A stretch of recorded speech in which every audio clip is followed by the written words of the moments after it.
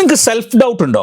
ആത്മശങ്ക, നിങ്ങളെ തന്നെ സംശയം, നിങ്ങൾക്ക് തന്നെ ഒന്നും ചെയ്യാൻ പറ്റില്ല എന്ന സംശയമുണ്ടോ? ഉണ്ടെങ്കിൽ അതിനുള്ള കാരണം ഇതാണ്. അതിനെക്കുറിച്ചാണ് ഞാൻ ഇന്നത്തെ എപ്പിസോഡിൽ ചർച്ച ചെയ്തത്.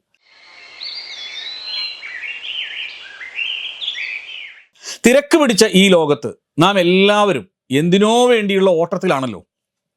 എന്നാൽ ഈ ഓട്ടത്തിനിടയിൽ നമുക്ക് നഷ്ടമാകുന്നത് നമ്മുടെ തന്നെ ഉള്ളിലുള്ള ശാന്തിയാണെന്ന് എത്ര പേർക്കറിയാം? പലർക്കും അറിഞ്ഞൂടാ. ഉത്കണ്ഠകളും ആകുലതകളും ഭാവിയെക്കുറിച്ചുള്ള ഭയവും നമ്മുടെ മനസ്സിനെ ഒരു യുദ്ധക്കളമാക്കി മാറ്റുന്നു, അല്ലെങ്കിൽ മാറ്റിയിരിക്കുന്നു. ഞാൻ ഇതിന് യോഗ്യനാണോ എന്ന ആത്മശങ്ക നമ്മെ തളർത്തിക്കളയും. സത്യം പറയാണ്, ഒരിക്കലും ഇങ്ങനൊരു ആത്മശങ്ക, ഒരു സെൽഫ് ഡൗട്ട് വന്നാൽ പിന്നെ മുന്നോട്ട് പോകാൻ കഴിയില്ല. എന്നാൽ ഭാരതീയ ദർശനങ്ങൾ നമുക്ക് നൽകുന്ന വലിയൊരു മന്ത്രമുണ്ട്. വേദങ്ങളിൽ പറയുന്നത് ഒരു ജ്യോതിർ വിവിധുർ ധീ ധ്യാനാഹ എന്നാണ്. ഒരു ജ്യോതിർ വിവിധുർ ധീ ധ്യാനാഹ, അതായത് ധ്യാനത്തിലൂടെ ആ വലിയ പ്രകാശത്തെ, ആത്മവീര്യത്തെ കണ്ടെത്തുക എന്ന്. നോക്കൂ, ഞാനൊക്കെ എല്ലാ ദിവസവും ഈ പ്രകാശത്തെ കണ്ടെത്താനാണ് ശ്രമിക്കുന്നത്.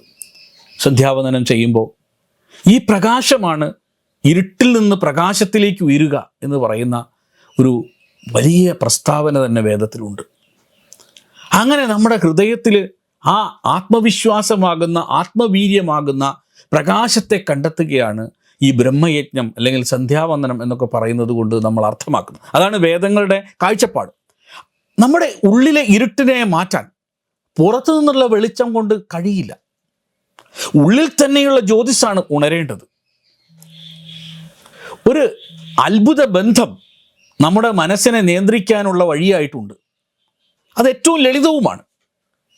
നമ്മളെ മനസ്സിനെ നിയന്ത്രിക്കാൻ പലരും പാടുപെട്ട് ഓടുമ്പോൾ യഥാർത്ഥത്തിൽ മനസ്സും പ്രാണനും സഹോദരിമാരെ പോലെയാണ്. ശ്വാസം നിലയ്ക്കുമ്പോൾ ജീവിതം അവസാനിക്കും. എന്നാൽ ശ്വാസം താളം തെറ്റുമ്പോൾ സമാധാനം അവസാനിക്കുകയും ചെയ്യുന്നു. ജീവിതം അവസാനിക്കുമ്പോൾ തന്നെ ശ്വാസത്തിൻ്റെ താളം തെറ്റുമ്പോൾ സമാധാനവും പോകും. ഉത്കണ്ഠ തോന്നുമ്പോൾ നമ്മുടെ ശ്വസനഗതി അതിവേഗത്തിലാകും. അവിടെയാണ് ധ്യാനത്തിൻ്റെ പ്രസക്തി. നിങ്ങളുടെ നെഞ്ചിൽ കൈവച്ച് കണ്ണുകൾ അടച്ച് ദീർഘമായി ശ്വസിക്കുമ്പോൾ നിങ്ങൾ നിങ്ങളിലേക്ക് തന്നെയാണ് മടങ്ങുന്നത്. ഇങ്ങനെ ചെയ്തു നോക്കുമ്പോൾ നമ്മൾ നമ്മളിലേക്കാണ് മടങ്ങുന്നത്. ഓരോ തവണ ശ്വാസം ഉള്ളിലേക്ക് എടുക്കുമ്പോഴും പ്രപഞ്ചത്തിലെ മുഴുവൻ പോസിറ്റീവ് ഊർജവും നമ്മളിലേക്ക് ഒഴുകുന്നതായും, ശ്വാസം പുറത്തുവിടുമ്പോൾ ഉള്ളിലെ ഭയവും ആശങ്കകളും ഒഴിഞ്ഞു പോകുന്നതായിട്ടും നമ്മൾ സങ്കല്പിക്കണം. ലോകത്തുള്ള സകല പോസിറ്റീവായ ആത്മവീര്യങ്ങളും നമ്മളെ ശ്വാസം എടുക്കുമ്പോൾ, പ്രാണൻ എടുക്കുമ്പോൾ നമ്മൾ ഉള്ളിലേക്ക് വരും. പുറത്തേക്ക് വിടുമ്പോഴോ ഉള്ളിലുള്ള എല്ലാ ഭയവും ആശങ്കകളും എല്ലാം ഒഴിഞ്ഞു പോകുന്നതായിട്ട് സങ്കല്പിക്കുക. ഈ പ്രക്രിയ കേവലം ഒരു വ്യായാമമല്ല, മറിച്ച് ശരീരവും മനസ്സും തമ്മിലുള്ള ഒരു ബന്ധത്തെ ഊട്ടി ഉറപ്പിക്കലാണ്. ആത്മശങ്ക അല്ലെങ്കിൽ സെൽഫ് ഡൗട്ടിനെ നമുക്ക് എങ്ങനെ മറികടക്കാൻ പറ്റും? പലപ്പോഴും നമ്മെ പിന്നോട്ട് വലിക്കുന്നത് പുറത്തുള്ള ശത്രുക്കളല്ല, മറിച്ച് നമ്മുടെ ഉള്ളിലെ ആത്മശങ്ക, സെൽഫ് ഡൗട്ടാണ്. കഴിഞ്ഞ എപ്പിസോഡിൽ ഞാനത് പറഞ്ഞു.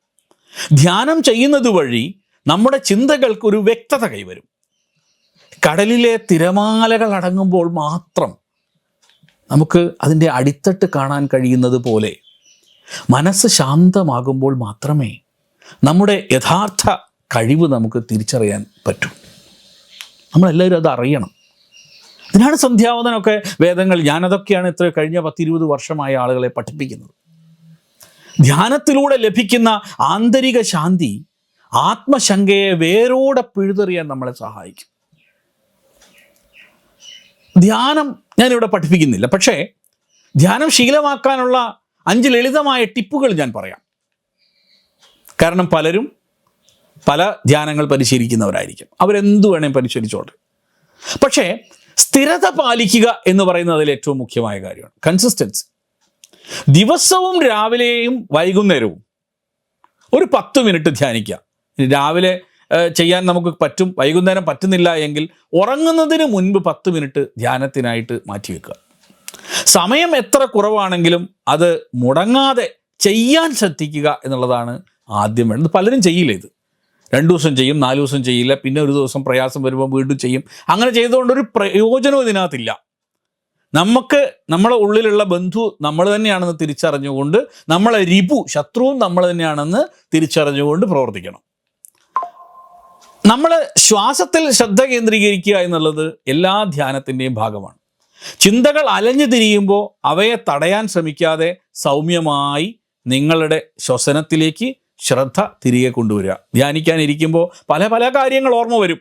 പക്ഷെ അപ്പോഴൊക്കെ നമ്മുടെ മനസ്സിനെ തിരികെ നമ്മളെ ശ്വസനത്തിലേക്ക് കൊണ്ടുവരിക. മറ്റൊന്ന്, എപ്പോഴും ധ്യാനിക്കാൻ നിശബ്ദമായി ഒരിടം കണ്ടെത്തുക എന്നുള്ളതാണ്. ശല്യപ്പെടുത്തലുകൾ ഇല്ലാത്ത ശാന്തമായ ഒരിടം ധ്യാനത്തിനായി തിരഞ്ഞെടുക്കുന്നത് മനസ്സിനെ പെട്ടെന്ന് ഏകാഗ്രമാക്കാൻ സഹായിക്കും എന്ന് നമുക്ക് മനസ്സിലായിട്ടുണ്ട്. എൻ്റെ അനുഭവത്തിൽ നിന്ന് മനസ്സിലായിട്ടുണ്ട്. മറ്റൊരു പ്രധാനപ്പെട്ട കാര്യം പലരും പറയുന്നത് ധ്യാനിക്കുമ്പോൾ ഉറങ്ങിപ്പോവും എന്നുള്ളതാണ്.